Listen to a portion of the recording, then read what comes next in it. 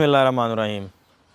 अच्छा तो प्यारे फार्मर हजरात और वेटनेरियन दोस्तों, आज की वीडियो का मेरा मकसद बनाने का ये है कि आपको बताया जाए कि एनिमल पीछा क्यों मारता है, यूट्राइन और रेक्टल प्रोलैप्स क्या होता है, ठीक है, यूट्राइन प्रोलैप्स की डिग्रीज़ क्या होती हैं, ये सारी चीज़ें आज हम डिस्कस करेंगे और आपको बताएंगे भी इसकी मैनेजमेंट क्या है। तो एनिमल जो जब प्रेग्नेंट होता है, ठीक है, उसके बाद बच्चे का जो प्रेशर है, जब जैसे जैसे बच्चे की ग्रोथ होती है बच्चे का प्रेशर बढ़ता है, ठीक है। जब बच्चे का प्रेशर बढ़ता है तो बच्चेदानी पे भी जो है वो प्रेशर बढ़ता है। और जब हम एनिमल को बेडिंग सही नहीं देते, बाज़ दफ़ा 90% ये इश्यूज़ जो होते हैं ये जेनेटिकली होते हैं, पीछा मारना, ठीक है। उसके बाद दूसरा है मैनेजमेंटल इशू। मैनेजमेंटल इशू है हाइपोकैल्सीमिया की सूरत में भी एनिमल पीछा मारता है, ठीक है। तो इसमें आपने हाई कैल्शियम फीड उसे देनी है। तो लास्ट ट्राइमेस्टर में तो आप नहीं दे सकते क्योंकि इससे अडर एडिमा हो जाता है। तो आपने इससे पहले जब आप मिल्क ले रहे होते हैं एनिमल से, तो उस टाइम आपने जो है हाई कैल्शियम डाइट दें एनिमल को, ताकि एनिमल जो है उसकी कैल्शियम की रिक्वायरमेंट पूरी हो सके।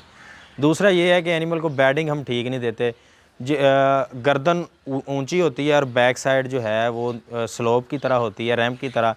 जब एनिमल बैठता है तो सारी स्ट्रेनिंग जो है, सारा ज़ोर वो पीछे पे पड़ता है और पीछा बाहर आ जाता है, ठीक है। तो दूसरी चीज़ ये है कि आपने एनिमल की बैडिंग ठीक रखनी है। बैडिंग ठीक रखने की वजह से भी एनिमल का पीछा जो है उससे बचा जा सकता है, पीछा मारने से। ये मैनेजमेंटल इशू है। और तीसरा ये है कि जब एनिमल को कॉन्स्टिपेशन होती है, कब्ज़ होती है, तो एनिमल ज़ोर मारता है, अंधाधुंध ज़ोर मारता है, ठीक है।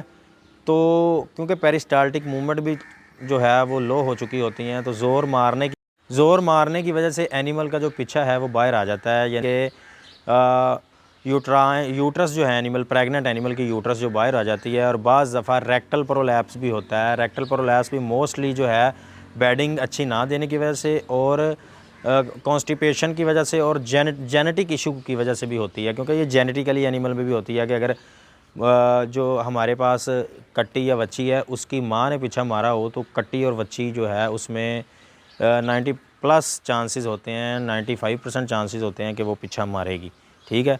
तो कोशिश करें कि ऐसे एनिमल को जो आप कल करें, सेल करें या स्लाटर करें, ठीक है।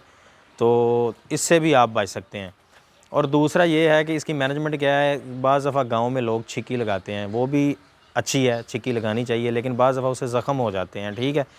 तो उसे आप लगा के उतारते भी रहें टाइमली, ठीक है। उस जगह पे आप किसी भी ऑइंटमेंट की जो है वो मालिश कर सकते हैं जहाँ से वो रस्सी गुज़र रही है, क्योंकि बाज़ दफ़ा वहाँ जहाँ से रस्सी गुज़र रही है वैसे वैसे वहाँ ज़ख़म बन जाते हैं, जिसकी वजह से बाद में उसमें कीड़े पड़ जाते हैं। तो इन चीज़ों से भी आपने बचना है। उसके बाद आपने एनिमल को जब ड्राई करना है तो उसके बाद आपने जो है उसको ऐसी फीड देनी है हो highly fibrous, highly dry matter, लेकिन ऐसी ना हो कि एनिमल को कब्ज़ हो जाए। तो इसमें आप सोडियम बाइकार्बोनेट इस्तेमाल कर सकते हैं, ठीक है।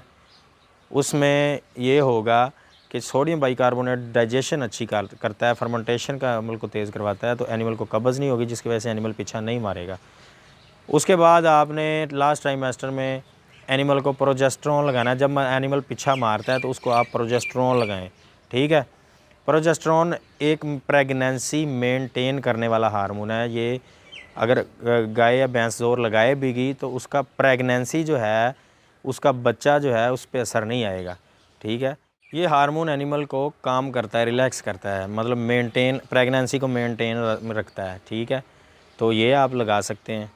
उसके बाद डिग्रीज़ होती हैं प्रोलैप्स की। अगर तो थोड़ा सा पीछा बाहर आया है और आपने उसे वाश करके अच्छे तरीके से आपने किसी भी एंटीसेप्टिक सोल्यूशन से और दोबारा अपने हाथों को भी डिसइंफेक्ट करके एंटीसेप्सिस करके आपने धकेल दिया है, अंदर चला गया है, तो वेल एंड गुड, ये फर्स्ट डिग्री है, ठीक है। उसके बाद सेकंड डिग्री है कि आपको एनिमल खड़ा हुआ है और उसका पीछा बाहर आया है और पीछा जो है वो होक जॉइंट से ऊपर है, ठीक है। तो वो इतना इफ़ेक्ट नहीं हुआ, तो उसको आप अगर धकेलते हैं तो वो आसानी से अंदर चला जाता है, तो वो सेकंड डिग्री है। और थर्ड डिग्री में ये है कि पीछा होक जॉइंट तक जाता है, ठीक है। होक जॉइंट से नीचे तक जाता है। होक जॉइंट आप समझ सकते हैं कि एनिमल के जो बैक साइड पे घुटने होते हैं उनको होक जॉइंट हम कह रहे हैं। तो वो 3rd डिग्री है, उसमें एनिमल को अगर इंजरी हुई है, अगर ज़ख़म हुए हैं, बाज़ दफ़ा कौवे ज़ख़म कर देते हैं, तो आपने उसे अच्छे तरीके से सबसे पहले तो उसे वाश करना है किसी भी एंटीसेप्टिक सॉल्यूशन से, ठीक है। उसके बाद आपने उसको एनिमल की पोजीशन ठीक करके और उसके बाद जो यूट्रस बाहर आई है, प्रोलैप्स है, उसके नीचे आपने कोई भी डिसइंफेक्टेंट जो है वो रखना है। कोई भी मतलब आप उसमें कोई भी कपड़ा रख सकते हैं, ठीक है, कोई भी सर्जिकल गाज रख सकते हैं ताकि वो गंदा ना हो।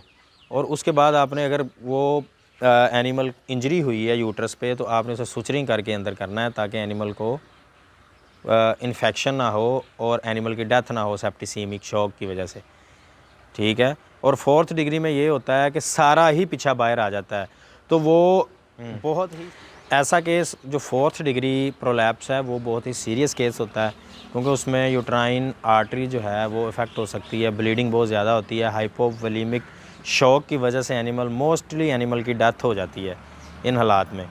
तो आपने एनिमल को वक्तन फ़वक्तन देखते रहना है, ठीक है, 4th डिग्री से बचने के लिए। तो आप एनिमल को छिक्की भी लगा सकते हैं, जो आप बाज़ दफ़ा उतार भी सकते हैं। उसके बाद हम जो है वो सुच्चर लगाते हैं, ठीक है, पर स्ट्रिंग सुच्चर लगाते हैं वेजाइना में। आप सुच्चर भी लगा सकते हैं क्योंकि उसमें इतनी स्पेस होती है कि एनिमल यूरिनेट कर सकता है इजीली, वो सुच्चर लगे भी रहें। तो आपने वक्तन फ़वक्तन उसको उस सुच्चर को खोल के आपने एनिमल को चेक करते रहना कि इन्फेक्शन तो नहीं होगी सुच्चर की जगह पे। तो ये सारी चीज़ें कंट्रोल करके जब प्रेगनेंसी करीब आएगी, आपको पता है कि एनिमल ज़ोर लगा रहा है, तो आपने वो सुच्चर खोल देना ताकि एनिमल बच्चा दे सके। तो उम्मीद है कि आज की वीडियो आपको अच्छी लगी होगी। इंशाल्लाह ऐसे ही हम आपके लिए अच्छी वीडियो लाते रहेंगे। आज के लिए इतना ही काफ़ी। अल्लाह हाफ़िज़।